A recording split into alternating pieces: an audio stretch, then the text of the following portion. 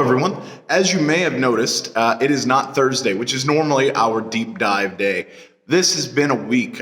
Really exciting, though. I got to go do some chaplaincy training this week, and I'm excited to share more about that with you guys and be able to use that more in our ministry here. So, wasn't able to be here and do the video yesterday, but we're doing it today. Also wanted to make a couple announcements, some cool things coming up. One of them is that we got our new soundboard put in. That's super exciting.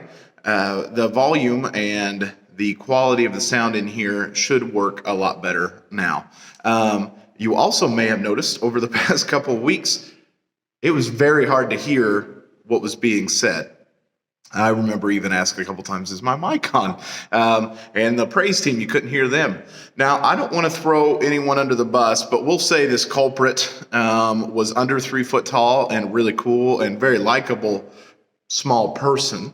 But this person may or may have not turned off something very important in the sound booth. So again, don't want to throw anyone under the bus, but that may have been our culprit. So we got that figured out. We got everything turned back on, and we're good to go for Sunday. So be praying for our sound booth team as there's been some changes. Be patient with them this week as we try to get that figured out. And if you're watching online, we think we have it dialed in right, but if there are some mistakes or if there is something that doesn't sound quite right, please let us know in the comments or give us a phone call this coming week so that we can get that adjusted for you.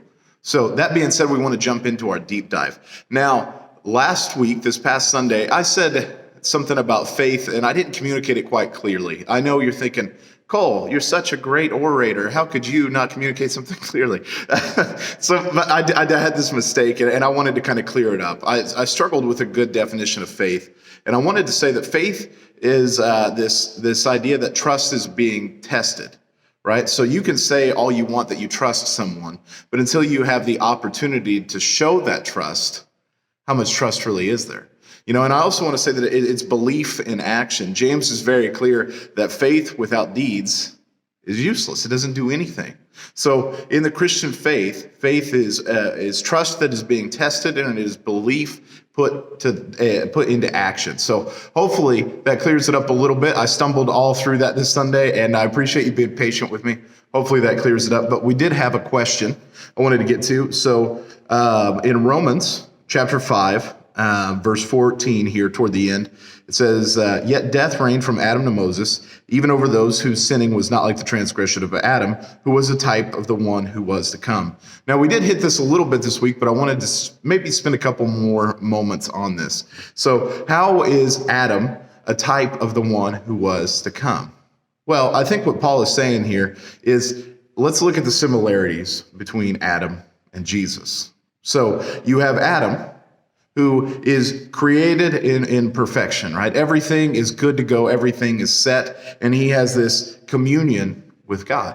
Well, we look at Scripture and we see that Jesus is dwelling in perfection with God as well, right? So in Adam's story, God comes down to dwell with his creation, to have fellowship with his creation, and he walks with Adam. Scripture tells us in Genesis that he goes on daily afternoon walks with Adam. How cool is that?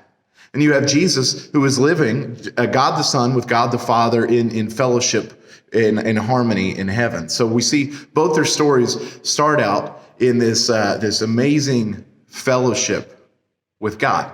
And then you have God has come down in Adam's story. And we see in Jesus' story, Jesus is God coming down.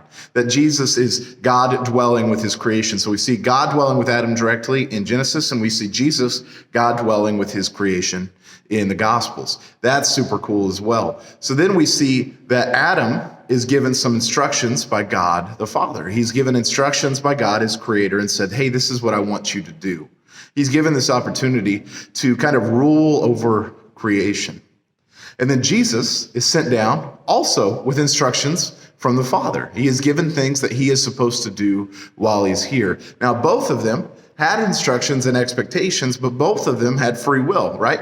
There's times where we see Jesus, especially in the garden right before the cross, he's saying, God, if there is any other way, if there's any other way, let's do it that way. We see that Jesus is tempted in the wilderness, and it's not temptation if you don't want to do it, right? That's the definition of temptation. There's something in front of you that you shouldn't do, but you want to do, right? So Jesus overcomes that temptation. We see Adam is confronted with temptation, and doesn't overcome it. And that's where the parallel starts to break apart. You see, Adam's story is this amazing fellowship with God, and he chooses to leave it.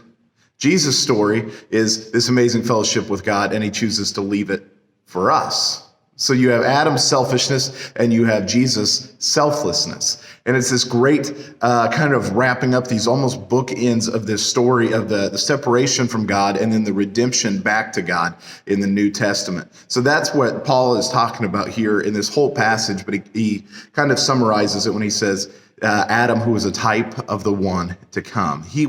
Adam's story was pointing also to the end of Adam's story, if that makes sense. So the thing that Adam could not see, his own life was pointing to. So I hope that helps. I hope you guys have had a great time, and I can't wait to see you Sunday. We're starting our new series, and we're calling it What Now? And we're diving into, you've heard the gospel message, you've heard why Jesus is important, you know about him. What is the next step? So we're going to start talking about that this week, and I'm really excited, and I can't wait to see you all on Sunday.